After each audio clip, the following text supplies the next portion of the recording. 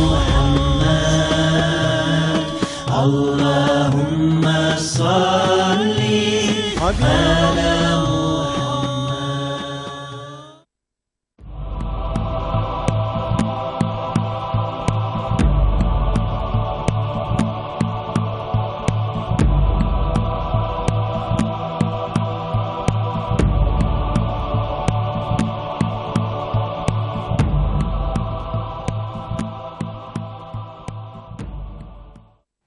الحمدللہ وکفا وسلام علی عبادہ الذین اصطفیٰ اما بعد.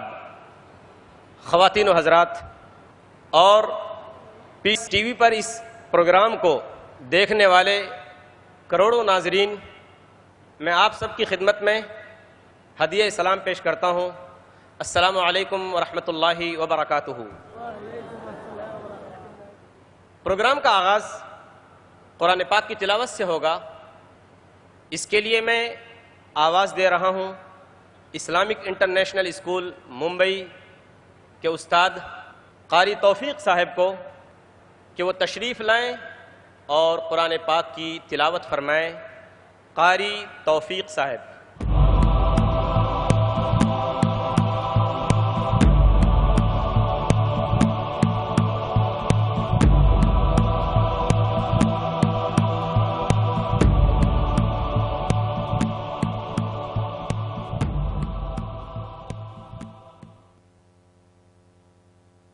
أعوذ بالله من الشيطان الرجيم.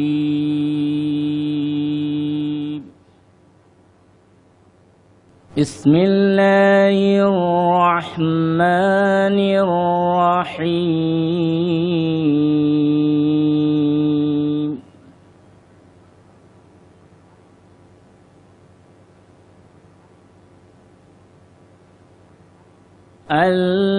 الذين يتبعون الرسول النبي الأمي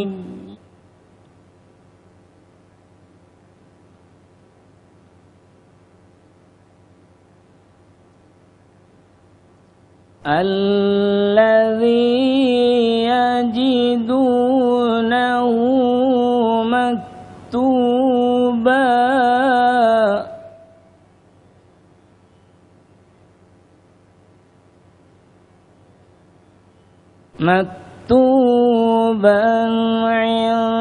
عندهم في التوراة والإنجيل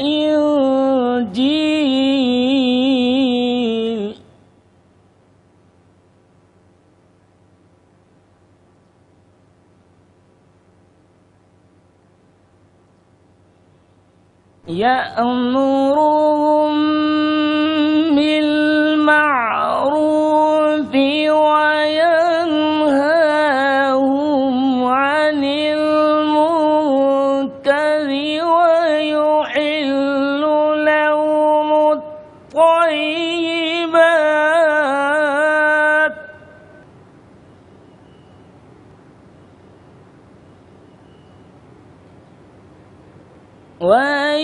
ويحرم عليهم الخبائث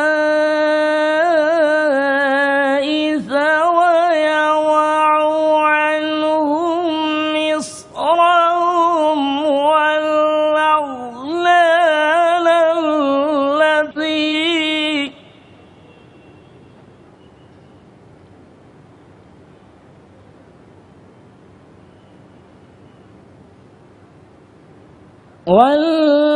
والأغلال التي كانت عليهم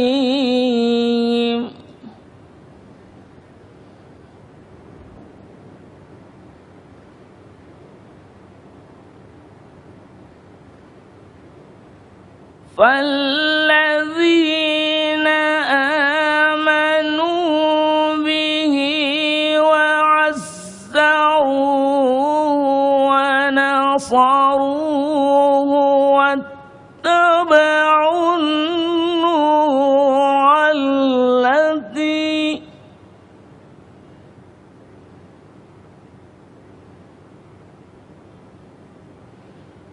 واتبعوا النور الذي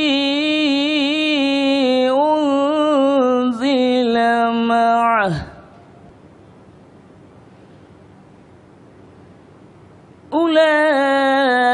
أولئك هم المفلحون.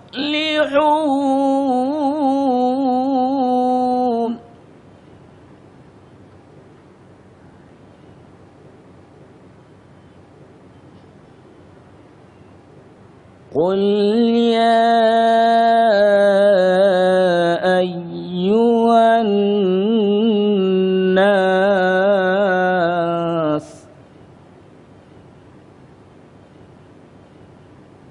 إني رسول الله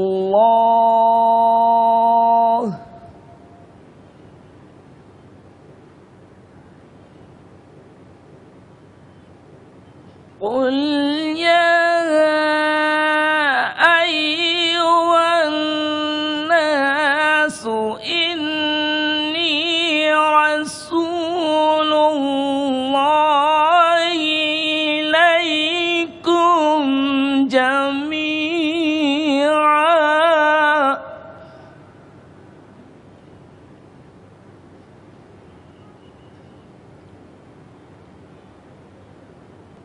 الذي له ملك السماوات والأرض لا إله إلا هو يحيي ويميت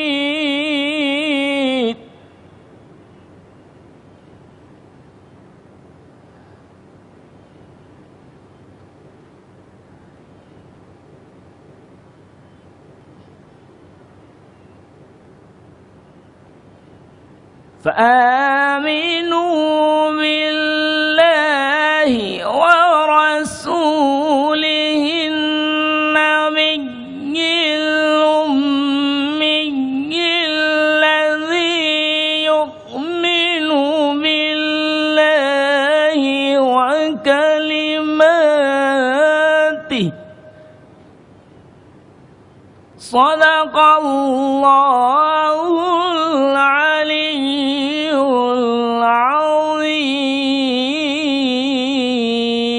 العظيم.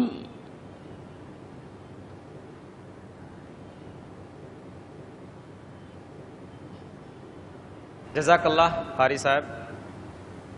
قاری صاحب نے سورہ اعراف سورہ نمبر 7 آیت نمبر 156 اور 57 کی تلاوت کی ہے.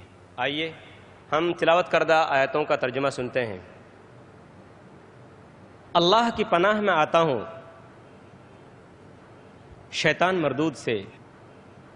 اللہ کے نام سے شروع کرتا ہوں جو بڑا مہربان نہایت رحم کرنے والا ہے. جو لوگ ایسے رسول نبی امی کا اتباع کرتے ہیں جن کو وہ لوگ اپنے پاس تورات و انجیل میں لکھا ہوا پاتے ہیں، وہ ان کو نیک باتوں کا حکم فرماتے ہیں اور بری باتوں سے منع کرتے ہیں، اور پاکیزہ چیزوں کو حلال بتاتے ہیں اور گندی چیزوں کو ان پر حرام فرماتے ہیں، اور ان لوگوں پر جو بوجھ اور طوق تھے ان کو دور کرتے ہیں. سو جو لوگ اس نبی پر ایمان لاتے ہیں اور ان کی حمایت کرتے ہیں اور ان کی مدد کرتے ہیں اور اس نور کا اتباع کرتے ہیں جو ان کے ساتھ بھیجا گیا ہے، ایسے لوگ پوری فلاح پانے والے ہیں. آپ کہہ دیجئے کہ اے لوگو، میں تم سب کی طرف اس اللہ تعالیٰ کا بھیجا ہوا ہوں جس کی بادشاہی تمام آسمانوں اور زمین میں ہے، اس کے سوا کوئی عبادت کے لائق نہیں. وہی زندگی دیتا ہے، وہی موت دیتا ہے. سو اللہ تعالیٰ پر ایمان لاؤ اور اس کے نبی امی پر جو کہ اللہ تعالیٰ پر اور اس کے احکام پر ایمان رکھتا ہے، اور اس کا اتباع کرو تاکہ تم راہ پر آ جاؤ. سامعین کرام، خواتین و حضرات، آج کی اس پروقار مجلس میں آپ تمام حضرات کا ایک بار پھر سے میں خیر مقدم کرتا ہوں. آج ہم جس کی تقریر سننے کے لیے یہاں حاضر ہوئے ہیں اتنی بڑی تعداد میں، وہ کون سی شخصیت ہے؟ وہ ایک ایسا شخص ہے جس کی عمر ابھی صرف 42 سال ہے، جو اسلام اور تقابل مذہب پر لکھی گئی کئی کتابوں کا مصنف ہے، جس نے دنیا کے بہت سارے لوگوں کو حیرت میں ڈال رکھا ہے۔ جب وہ بات کرتا ہے تو بے شمار سننے والوں پر اس کی بات کا اثر جادو کی طرح ہوتا ہے۔ وہ جب بولتا ہے تو بامقصد بولتا ہے اور بلا تکان بولتا ہے۔ وہ ایک بے باک مقرر ہے، اور ایسا مقرر کہ اس کی بات سن کر لوگ حیرت میں پڑ جاتے ہیں۔ یہ حیرت انگیز شخص عالم اسلام ہی نہیں، مغربی دنیا اور شمالی امریکہ کے ملکوں میں بھی اسلام کی سچائی، قرآن کی بڑائی اور نبی اکرم صلی اللہ علیہ وسلم کی آخری نبوت و رسالت کے جھنڈے لہرا رہا ہے۔ گزشتہ 10 برسوں میں دنیا کے بہت سارے ممالک جیسے امریکہ، کینیڈا، UK، سعودی عربیہ، عرب امارات، Kuwait, Qatar, Bahrain, Oman, Australia, New Zealand, South Africa, Botswana, Malaysia, Singapore, Hong Kong, آئی لینڈ، Guyana, South America, Trinidad, Italy اور دوسرے ملکوں میں 1000 سے زیادہ اس شخص نے عوامی تقریریں کی ہیں۔ الغرض دی اذانیں کبھی یورپ کے کلیساؤں میں اور کبھی افریقہ کے تپتے ہوئے صحراؤں میں۔ وہ حیرت انگیز شخص، اس شخص کو دنیا ڈاکٹر ذاکر نائک کے نام سے جانتی ہے۔ ڈاکٹر ذاکر نائک نے نہ صرف اسلام کا مطالعہ کیا بلکہ دیگر مذاہب کی مقدس کتابوں کا گہرائی کے ساتھ مطالعہ کیا، اور ان مذاہب کی جو اہم شخصیتیں تھیں ان کے ساتھ علمی مذاکرے کیے اور ان میں حصہ لیا۔ اسی طرح کا ایک مذاکرہ ولیم کیمبل کے ساتھ شکاگو، امریکہ کے اندر ہوا اپریل سن 2000 میں، جس میں ڈاکٹر ذاکر نائک نے حق کا پرچم لہرایا اور کامیابی سے ہمکنار ہوئے۔ سچ فرمایا اللہ نے، جاء الحق وزہق الباطل ان الباطل کان زہوقا۔ حق آ گیا اور باطل پست ہو گیا، اور باطل آیا ہی اس لیے ہے کہ وہ پست ہو جائے۔ علامہ اقبال نے کیا خوب کہا ہے کہ محفل کون و مقام سحر و شام پھرے، میں توحید کو لے کر صفت جام پھرے، کوہ میں دشت میں لے کر تیرا پیغام پھرے، اور معلوم ہے تجھ کو کبھی ناکام پھرے۔ کامیابی کے ساتھ ہمکنار ہوئے۔ اس کے بعد ڈاکٹر ذاکر نائک صاحب سے شکاگو کرانیکل کے ایک رپورٹر نے ان سے کہا، مسٹر نائک، مذاکرے میں آپ کی جیت کے بعد آپ کے کیا احساسات ہیں؟ تو ڈاکٹر ذاکر نائک نے اپنی مخصوص مسکراہٹ کے ساتھ جواب دیا، یہ ہرگز میری جیت نہیں، اللہ اور قرآن کی جیت ہے، یہ محمد مصطفیٰ صلی اللہ علیہ وسلم کی جیت ہے۔ میں کسی شخص اور کسی مذہب کو یہاں ذلیل کرنے نہیں آیا ہوں۔ آج ہم ان کا خطاب سننے کے لیے یہاں جمع ہوئے ہیں، جن کی تقریر کا عنوان ہے محمد صلی اللہ علیہ وسلم کا ذکر مختلف مذہبی کتابوں میں۔ آئیے ہم ان کا پرجوش استقبال کرتے ہیں۔ مبلغ اسلام اور داعی اسلام ڈاکٹر ذاکر نائک۔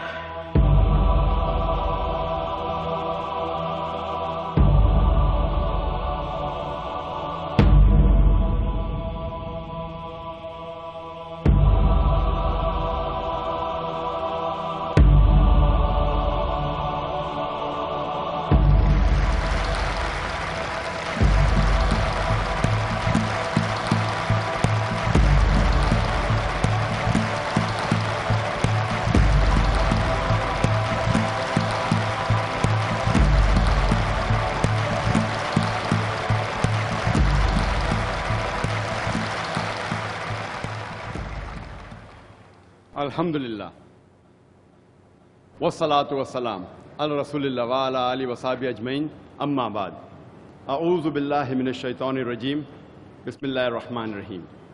ما کان محمد ابا احد من رجالکم ولکن رسول اللہ وخاتم النبیین وکان اللہ بکل شیء علیما۔ رب اشرح لی صدری ویسر لی امری واحلل عقدۃ من لسانی یفقہوا قولی۔ میرے محترم بزرگوں، میرے عزیز بھائیوں اور بہنوں، اور کروڑوں لوگ جو پیس ٹی وی پہ اس تقریر کو سن رہے ہیں، میں آپ سب کا خیر مقدم کرتا ہوں۔ السلام علیکم ورحمۃ اللہ وبرکاتہ۔ اللہ سبحانہ و تعالیٰ کی سلامتی، رحمت اور برکت آپ سب پر ہو۔ جیسے آپ جانتے ہیں کہ اکثر میں تقریر انگریزی میں کرتا ہوں، چند موقعوں پر کوشش کرتا ہوں کہ اردو یا ہندی میں تقریر کروں۔ کیونکہ میری تعلیم انگریزی میں ہوئی ہے تو ظاہر ہے کہ اس اردو اور ہندی تقریر میں کافی غلطیاں کروں گا، اسی لیے تقریر کے شروع میں ہی میں ان غلطیوں کے لیے آپ سے معذرت چاہتا ہوں اور امید رکھتا ہوں کہ آپ ان غلطیوں کو نظر انداز کریں گے اور آپ میرے تقریر کے پیغام پہ توجہ دیں گے۔ آج کی یہ تقریر بمبئی میں میری پہلی اردو تقریر ہے۔ چھوٹے موٹے تقریر میں کر چکا ہوں پہلے بمبئی میں۔ اسلامک ریسرچ فاؤنڈیشن کی آرگنائزڈ یہ پہلی اردو تقریر ہے اور میں اللہ سے دعا کرتا ہوں کہ یہ پیغام آپ تک پہنچے اور جو بھی غلطیاں ہوں گی وہ میرے طرف سے ہے اور شیطان کی طرف سے ہے، اور جو بھی حق کی بات نکلیں گی وہ صرف اللہ سبحانہ و تعالیٰ کی طرف سے ہے۔ آج کی تقریر کا موضوع ہے محمد صلی اللہ علیہ وسلم کا ذکر مختلف مذہبی کتابوں میں۔ اکثر لوگوں کو یہ غلط فہمی ہے، غیر مسلمانوں کو اور کئی مسلمانوں کو بھی، کہ اسلام ایک نیا مذہب ہے جو 1400 سال پہلے وجود میں آیا اور محمد صلی اللہ علیہ وسلم اس مذہب کے بانی ہیں۔ اسلام ایک نیا مذہب نہیں ہے جو 1400 سال پہلے وجود میں آیا، بلکہ یہ مذہب تب سے ہے جب سے انسان نے اس زمین پہ قدم رکھا، اور محمد صلی اللہ علیہ وسلم اس مذہب کے بانی نہیں ہیں، لیکن محمد صلی اللہ علیہ وسلم اللہ سبحانہ و تعالیٰ کے آخری بھیجے ہوئے پیغمبر ہے۔ اللہ سبحانہ و تعالیٰ فرماتے ہیں قرآن مجید میں سورہ فاطر میں سورہ نمبر 35 آیت نمبر 24 میں وَإِن مِّنْ أُمَّةٍ إِلَّا خَلَا فِيهَا نَذِيرٌ، کہ نہیں ہے کوئی قوم جس میں ہم نے خبردار کرنے والا نہیں بھیجا۔ اللہ سبحانہ تعالیٰ فرماتے ہیں سورہ رعد میں سورہ نمبر 13 آیت نمبر 7 میں وَلِكُلِّ قَوْمٍ ہَادٍ، اور ہر قوم میں ہم نے ہدایت دینے والا بھیجا۔ اگر آپ قرآن مجید پڑھیں گے، نام سے 25 پیغمبروں کا ذکر کیا گیا ہے قرآن مجید میں۔ مثال کے طور پہ آدم علیہ السلام، نوح علیہ السلام، ابراہیم علیہ السلام، موسیٰ علیہ السلام، عیسیٰ علیہ السلام، محمد صلی اللہ علیہ وسلم، نام سے 25 پیغمبروں کا ذکر کیا گیا ہے قرآن مجید میں۔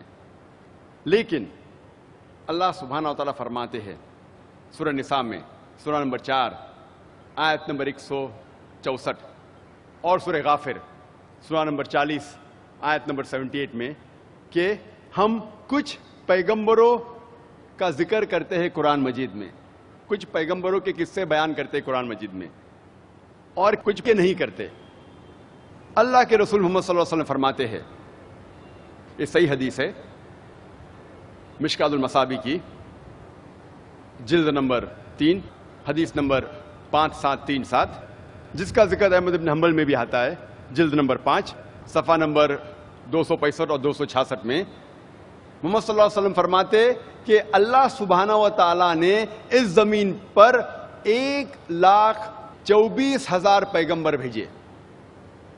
1,24,000 ذکر آتا ہے قرآن مجید میں صرف 25 کا، لیکن جتنے بھی پیغمبر آخری پیغمبر محمد صلی اللہ علیہ وسلم کے پہلے آئے وہ صرف اپنی قوم کے لیے بھیجے گئے تھے، اور ان کا جو پیغام تھا وہ محدود تھا ایک وقت کے لیے۔ قرآن مجید میں فرمایا گیا ہے کہ موسیٰ علیہ السلام صرف بھیجے گئے تھے بنی اسرائیل کے لیے۔ اللہ تعالیٰ فرماتے ہیں سورہ عمران میں سورہ نمبر 3 آیت نمبر 49 میں آیت نمبر 49 میں کہ عیسیٰ علیہ السلام ایک پیغمبر بھیجے گئے تھے صرف بنی اسرائیل کے لیے، اور اس کا ذکر بائبل میں بھی آتا ہے۔ بائبل میں عیسیٰ علیہ السلام خود فرماتے ہیں گاسپل آف میتھیو میں چیپٹر نمبر 10 ورس نمبر 5 اور 6 میں عیسیٰ علیہ السلام کہتے ہیں اپنے ساتھیوں سے, He tells to his apostles, Go ye not into the way of the Gentiles, enter ye not into the city of the Samaritans, but rather go to the house of the lost sheep of Israel. Go ye not into the way of the Gentiles, enter ye not into the city of the Samaritans, but rather go to the house of the lost sheep of Israel. عیسیٰ علیہ السلام کہتے ہیں gospel of Matthew میں chapter number 10 verse number 5 اور 6 میں اپنے ساتھیوں سے, اپنے اپوسل سے, آپ جینٹائلز کی طرف مت جائیے. جینٹائلز وہ لوگ ہیں جو غیر یہودی لوگ ہیں, مثال کے طور پہ ہندو, مسلم. آپ غیر یہودی کے پاس مت جائیے, لیکن جائیے صرف ان لوگوں کے پاس جو بھٹکے ہوئے بنی اسرائیل ہے. عیسیٰ علیہ السلام فرماتے ہیں گاسپل آف میتھیو میں چیپٹر نمبر 15 ورس نمبر 24 میں, I have not been sent but to the house of the lost sheep of Israel. میں نہیں بھیجا گیا ہوں لیکن صرف بھٹکے ہوئے بنی اسرائیل کے پاس. تو اس سے ثابت ہوتا ہے کہ قرآن اور بائبل دونوں یہ کہتے ہیں کہ عیسیٰ علیہ السلام صرف اپنی قوم بنی اسرائیل کے لیے بھیجے گئے تھے. اور میں نے تقریر کے شروع میں ایک قرآن مجید کی آیت کی تلاوت کی تھی, سورہ احزاب سورہ نمبر 33 آیت نمبر 40 میں اللہ سبحانہ فرماتے ما کان محمد ابا احد من رجالکم ولکن رسول اللہ وخاتم النبیین وکان اللہ بکل شیء علیما. محمد صلی اللہ علیہ وسلم آپ مردوں میں سے کسی کے والد نہیں ہیں, لیکن رسول اللہ ہے, اللہ کے رسول ہے, اور خاتم النبیین ہے, آخری نبی ہے. اللہ سب سے بہترین جاننے والا ہے اور علم رکھنے والا ہے. کیونکہ محمد صلی اللہ علیہ وسلم اللہ کے آخری بھیجے ہوئے پیغمبر تھے, وہ صرف مسلمانوں یا صرف عربوں کے لیے نہیں بھیجے گئے تھے. قرآن میں لکھا ہے سورہ انبیاء میں سورہ نمبر 21 آیت نمبر 107 میں, وما ارسلناک الا رحمت للعالمین, کہ ہم نے نہیں بھیجا ہے انہیں لیکن صرف رحمت بنا کے سارے عالمین کے لیے, سارے جہاں کے لیے, ساری انسانیت کے لیے. محمد صلی اللہ علیہ وسلم کیونکہ آخری پیغمبر تھے, وہ صرف مسلمان یا صرف عربوں کے لیے نہیں بھیجے گئے تھے, وہ ساری انسانیت کے لیے بھیجے گئے تھے. اور اللہ سبحانہ و تعالیٰ یہ پیغام دہراتے ہیں سورہ سبا میں سورہ نمبر 34 آیت نمبر 28 میں, وما ارسلناک الا کافۃ للناس بشیرا و نذیرا, کہ ہم نے بھیجا ہے محمد صلی اللہ علیہ وسلم کو ایک عالمی پیغمبر بنا کے, تاکہ وہ لوگوں کو خبردار کر سکے اور لوگوں کو بشارت دے سکے. لیکن پھر بھی اکثر انسان یہ نہیں جانتے. اللہ تعالیٰ فرماتے ہیں کہ محمد صلی اللہ علیہ وسلم کو ہم نے آخری پیغمبر بنا کے بھیجا ہے سارے عالم کے لیے, لیکن پھر بھی اکثر انسانیت اس بات کو نہیں جانتی. ہم مسلمان کیونکہ ہمارا ایمان ہے کہ قرآن اللہ سبحانہ تعالیٰ کا کلام ہے, اسی لیے ہم اس بات کو تسلیم کرتے ہیں کہ محمد صلی اللہ علیہ وسلم آخری پیغمبر تھے. لیکن غیر مسلمان جو یہ بات نہیں مانتے کہ قرآن مجید اللہ کا کلام ہے, وہ اس بات کو تسلیم نہیں کریں گے کہ محمد صلی اللہ علیہ وسلم انسانیت کے لیے آخری پیغمبر تھے. لیکن اگر کوئی بھی انسان, کوئی بھی غیر مسلمان اگر کھلے ذہن سے قرآن مجید کو پڑھیں گا یا قرآن مجید کا ترجمہ پڑھیں گا, انشاءاللہ اسے یقین ہو جائے گا کہ یہ کلام اللہ سبحانہ تعالیٰ کا ہے. اور میں نے ایک تقریر دی تھی اسی گراؤنڈ میں, اسی سٹیج پہ, از دا قرآن گاڈز ورڈ, انگریزی میں تقریر تھی, کیا قرآن اللہ کا کلام ہے. اگر کوئی بھی غیر مسلمان اگر اس تقریر کو سنیں گا کھلے ذہن سے, انشاءاللہ اس تقریر میں نے ثابت کیا ہوں ریزن, لاجک اور سائنس کے ساتھ, منطق اور سائنس کے ساتھ, کہ قرآن مجید اللہ سبحانہ تعالیٰ کا کلام ہے، تو کوئی بھی غیر مسلم اگر یہ تقریر کو سنے گا کھلے ذہن سے، انشاءاللہ اس کو اس کتاب پہ یقین کرنا ہوگا کہ یہ کتاب اللہ کا کلام ہے۔ اللہ سبحانہ تعالیٰ فرماتے ہیں قرآن مجید میں سورہ ال عمران میں سورہ نمبر 3 آیت نمبر 64 میں، تعالوا الی کلمۃ سواء بین بینکم، آؤ اس بات کی طرف جو آپ اور ہم میں یکساں ہے۔ یہ قرآن مجید کی آیت سورہ ال عمران کی سورہ نمبر 3 آیت نمبر 64 کی، میرے نزدیک یہ دعوتی میدان میں اسے کہتا ہوں ماسٹر کی یعنی سارے تالوں کو کھولنے والی چابی، ماسٹر کی۔ اللہ تعالیٰ فرماتے تعالوا الی کلمۃ سواء بین بینکم، آؤ اس بات کی طرف جو آپ اور ہم میں یکساں ہے۔ تو آج انشاءاللہ میں کوشش کروں گا کہ مختلف مذہبی کتابوں کا حوالہ دیتے ہوئے غیر مسلمانوں کو یہ ثابت کرنے کے لیے کہ محمد صلی اللہ علیہ وسلم صرف مسلمانوں کے لیے نہیں لیکن غیر مسلمانوں کے لیے بھی آخری پیغمبر ہے۔ وقت کی قلت ہونے کی وجہ سے میں صرف امپورٹنٹ جو ضروری اہم حوالے وہ دوں گا، ورنہ تقریر بہت لمبی ہو جائیں گی۔ سب سے پہلے ہم تحقیق کریں گے ہندو مذہبی کتابوں میں محمد صلی اللہ علیہ وسلم کا کیا ذکر آتا ہے۔ ہندو مذہبی کتابیں دو قسموں میں بانٹی گئی ہے، ایک ہے شروتی، دوسری ہے اسمرتی۔ شروتی کی معنی ریویلڈ، انڈرسٹینڈ، پرسیو۔ شروتی کی معنی ہے وحی، سمجھنا۔ ہندو ودوان کہتے ہیں کہ شروتی خدا کا کلام ہے، ایشور کا کلام ہے، اور دو قسم کی شروتی ہے، وید اور اپنشد۔ دوسری قسم کی کتابیں جو ہندو مذہب میں وہ ہے اسمرتی۔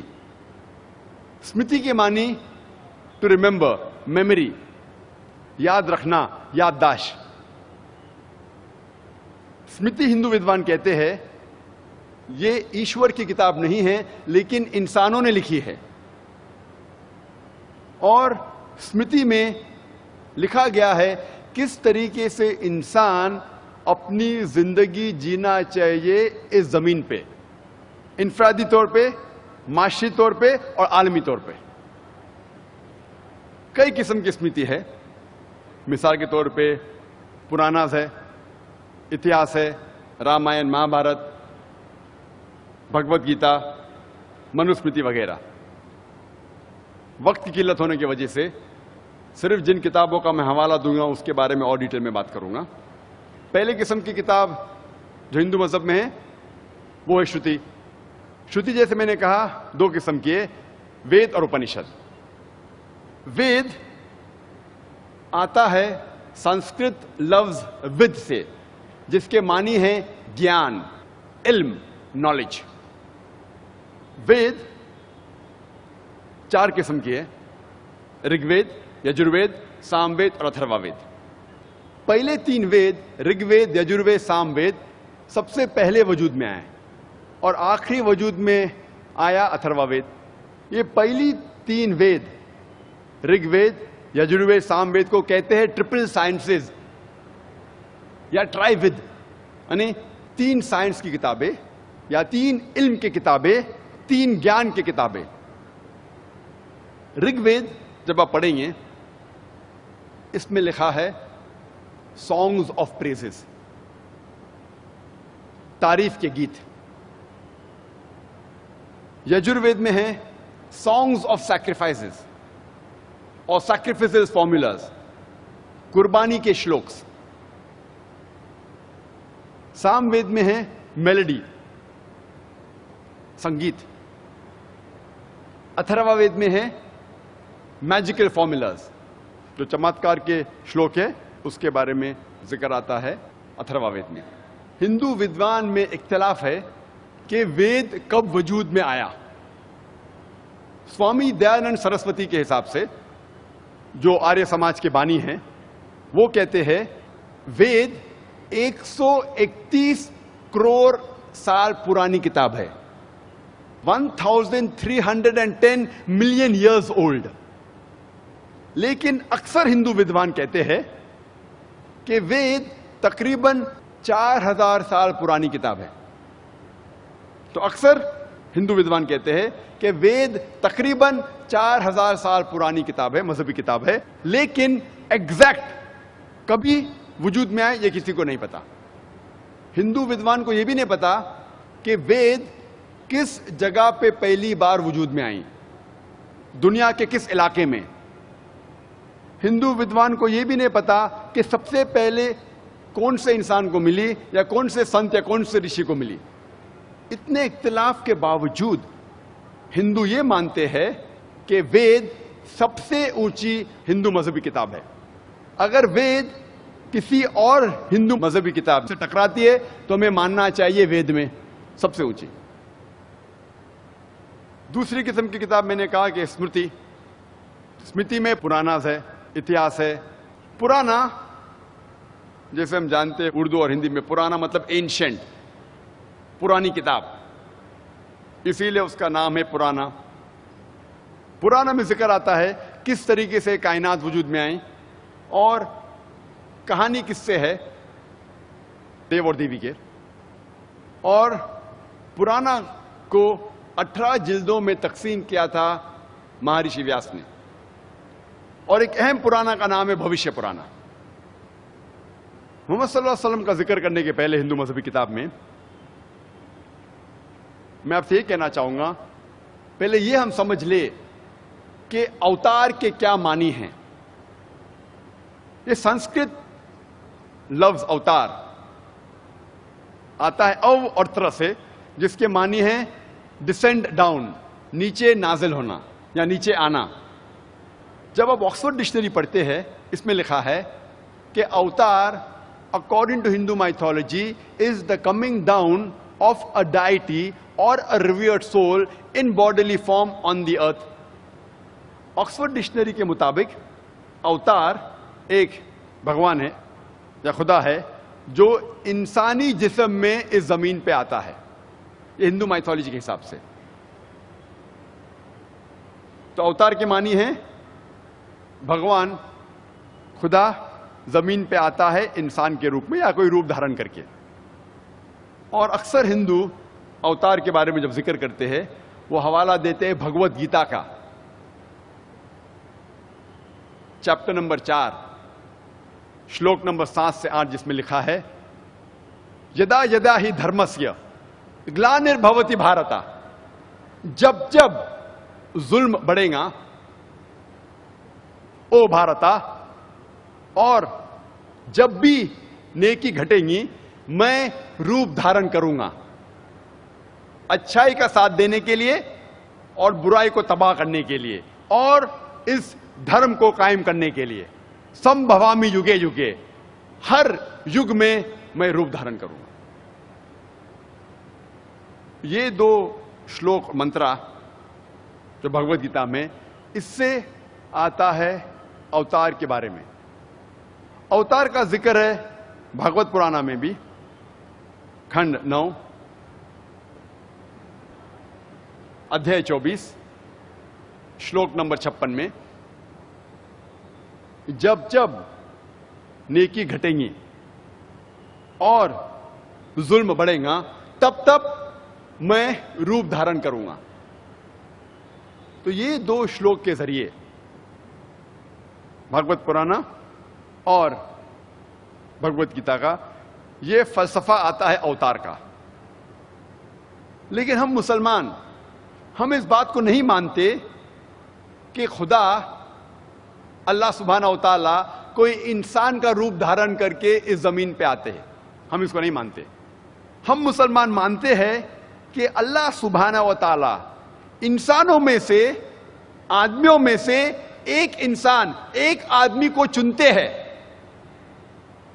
اور اس آدمی سے ہائر لیول پہ کمیونیٹ کرتے ہیں, ان کو وہی نازل کرتے ہیں ان کے اوپر, اور اس چنے ہوئے انسان کو ہم کہتے ہیں پیغمبر. ہم مسلمان نہیں مانتے کہ خدا اللہ سبحانہ و تعالیٰ انسان کا روپ لے کے اس زمین پہ آنے کی ضرورت ہے انہیں. کئی ہندو ودوان یہ کہتے ہیں کہ یہ لفظ جو ہے اوتار اور تر، it has a possessive case.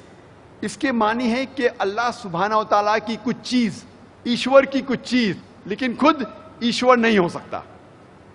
اسی لیے وہ کہتے ہیں کہ اوتار کے صحیح معنی ہے او اور تر، مطلب نیچے بھیجنا، اور خدا ایشور انسانوں کو نیچے بھیجتے ہیں لوگ کو صحیح راستے پہ لے کے آنے کے لیے. تو یہ معنی جو کچھ ہندو ودوان کی ہے بالکل ہو بہو اسلام میں جو ہم مانتے ہیں وہی ہے. اور یہ ہندو ودوان کہتے ہیں جب ہم وید پڑھیں گے، وید میں اوتار کا ذکر کہیں بھی نہیں ہے، لیکن جب وید پڑھیں گے، اپنشد پڑھیں گے، اوتار کا ذکر نہیں ہے، لیکن وید میں کئی رشی، کئی سنت کا ذکر ہے، جس سے ثابت ہوتا ہے کہ ایشور نے کئی انسانوں کو بھیجے لوگ کو صحیح راستے پہ لے کے آنے کے لیے. تو جب وید اور بھگوت گیتا میں ٹکراؤ ہے تو آپ کو بھگوت گیتا کو صحیح طریقے سے سمجھنا چاہیے. جب ہم بھگوت گیتا اور پرانا کو صحیح طریقے سے سمجھتے ہیں، ہمیں پتہ لگتا ہے کہ جو شلوک میں نے پڑھا اس کے صحیح معنی ہے کہ جب بھی ظلم بڑھتا ہے اس زمین پہ اور جب بھی نیکی گھٹتی ہے تو ایشور پیغمبروں کو بھیجتا ہے اس زمین پر. اس میں ہم مسلمانوں کو کوئی گلا شکوہ نہیں. ہو بہو اسلام جس چیز کو مانتا ہے وہ اس کو مانتا ہے. اور جب ہم تحقیق کرتے ہیں تو پتہ لگتا ہے کہ ہندو مذہبی کتابوں میں سینکڑوں جگہ محمد صلی اللہ علیہ وسلم کا ذکر ہے. پہلے ہم دیکھیں گے پرانا میں محمد صلی اللہ علیہ وسلم کے بارے میں کیا لکھا ہے. لکھا ہے بھوشیہ پرانا میں پرو 3 کھنڈ 3 ادھیے 3 شلوکات 5 سے 8 تک. اس میں لکھا ہے کیا ایک ملیچا آئے گا جو ریگستان سے آئے گا اپنے ساتھیوں کے ساتھ، اور اس کا نام ہوگا محمد صلی اللہ علیہ وسلم.